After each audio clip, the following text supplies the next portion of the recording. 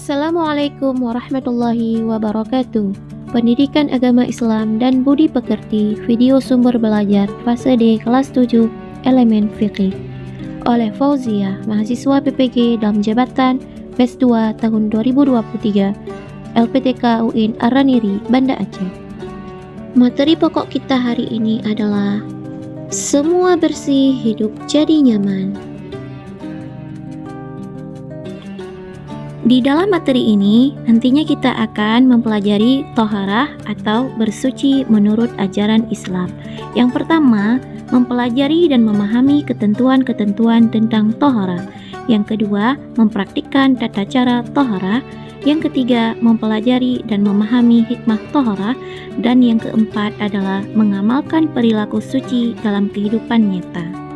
Nabi Muhammad SAW bersabda, "An-nadhafatu minal iman", artinya kebersihan sebagian dari iman. Kebersihan merupakan salah satu kebutuhan pokok yang tidak bisa dihindari dalam kehidupan sehari-hari. Tidak akan terwujud kenyamanan tanpa adanya kebersihan. Kebersihan di sini meliputi kebersihan diri sendiri, kebersihan pakaian, kebersihan lingkungan, dan yang lainnya. Apa itu toharah? Sebenarnya kalian sudah terbiasa melakukan toharah.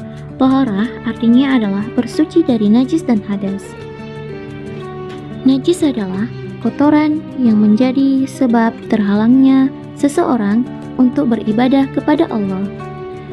Sedangkan hadas adalah keadaan tidak suci pada diri seorang muslim yang menyebabkan ia tidak boleh sholat, tawaf, dan lain sebagainya. Apa saja yang harus dibersihkan? Semua harus dibersihkan, termasuk badan, pakaian, tempat, dan lingkungan yang menjadi tempat segala aktivitas kita. Lebih-lebih tempat yang kita gunakan untuk melaksanakan ibadah sholat. Lokasi ibadah ini harus suci dari najis dan bersih dari segala kotoran, pasti akan menjadi lebih sempurna dan bermakna. Toharah meliputi dua hal, yaitu toharah dari najis dan toharah dari hadas. Toharah dari najis maksudnya adalah membersihkan sesuatu dari najis. Macam-macam najis dan cara menyucikannya. Ada 3 macam najis, yaitu najis mukhaffafah, najis mutawassithah, dan najis mughalladhah. Najis mukhaffafah adalah najis yang ringan, seperti air seni bayi laki-laki yang belum berumur 2 tahun dan belum makan apapun kecuali air susu ibu. Cara menyucikannya sangat mudah. Cukup dengan memercikkan atau mengusapkan air yang suci pada permukaan yang terkena najis. Najis mutawassithah adalah najis pertengahan. Contoh najis jenis ini adalah darah, nanah, air seni, tinja, bangkai binatang selain dari bangkai ikan dan belalang, dan lain sebagainya. Najis jenis ini ada 2 macam, yaitu najis hukmiyah dan najis ainiyah. Najis hukmiyah diyakini adanya, tetapi tidak nyata wujudnya, bau dan rasanya. Cara menyucikannya adalah cukup dengan mengalirkan air pada benda yang terkena najis. Sedangkan najis ainiyah adalah najis yang tampak wujudnya dan bisa diketahui melalui bau maupun rasanya. Cara menyucikannya adalah dengan menghilangkan zat, rasa, warna, dan baunya dengan menggunakan air yang suci lagi menyucikan. Najis mughalladhah adalah najis yang berat. Najis ini bersumber dari anjing dan babi. Cara menyucikannya melalui beberapa tahap, yaitu dengan membasuh sebanyak 7 kali, 1 kali di antaranya menggunakan air yang dicampur dengan tanah. Macam-macam hadas dan cara menyucikannya. Bagaimana cara bersuci dari hadas? Hadas ada 2 macam, yaitu hadas kecil dan hadas besar. Kita terkena hadas kecil apabila mengalami atau melakukan salah satu dari 4 hal, yaitu yang pertama, keluar sesuatu dari qubul dan dubur, hilang akal, bersentuhan kulit, antara laki-laki dan perempuan yang bukan muhrim, menyentuh kubul dan dubur dengan telapak tangan.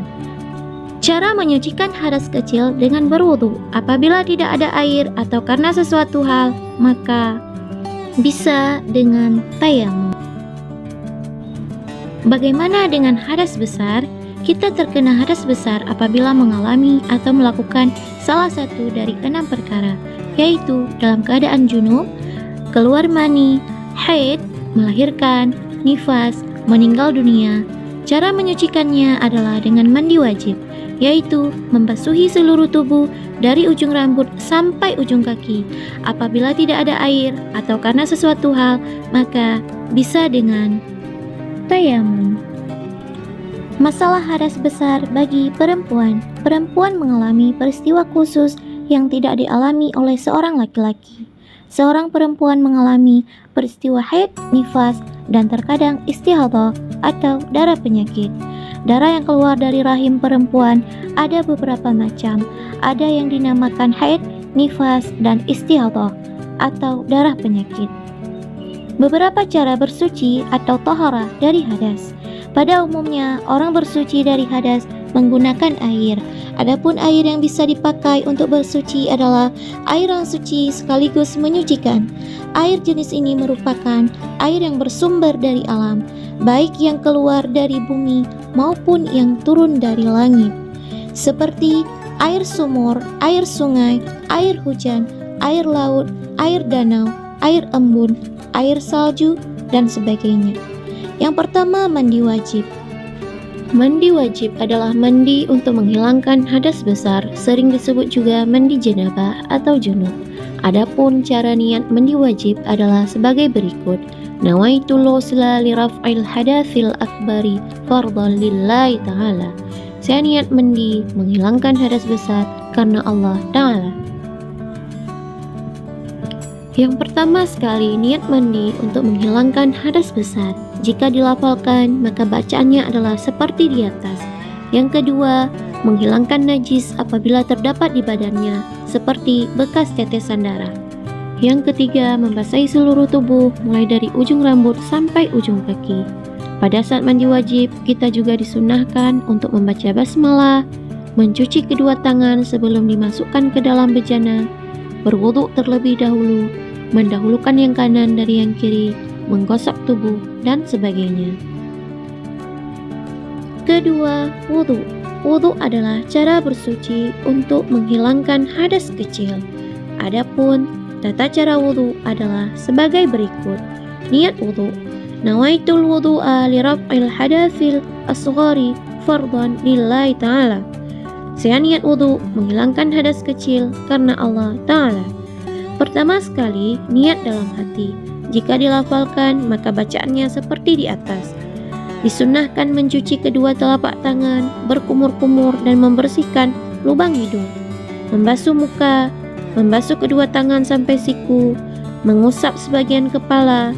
Disunahkan membasuh telinga, membasuh kaki sampai mata kaki. Tertib, yaitu dilakukan secara berurutan, kemudian berdoa setelah wudu. Ketiga, tayamum. Tayamum adalah pengganti wudu atau mandi wajib. Hal ini dilakukan sebagai ruksah atau keringanan untuk orang yang tidak dapat memakai air karena beberapa halangan atau uzur. Hikmah toharah.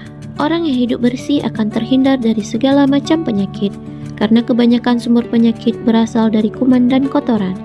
Rasulullah SAW bersabda bahwa orang yang selalu menjaga wudu akan bersinar wajahnya kelak saat dibangkitkan dari kubur. Dapat dijadikan sarana untuk lebih mendekatkan diri kepada Allah Subhanahu wa Ta'ala. Rasulullah SAW menegaskan bahwa kebersihan itu sebagian dari iman, dan ada ungkapan bijak pula yang mengatakan kebersihan pangkal kesehatan. Kebersihan akan membuat kita menjalani hidup dengan lebih nyaman.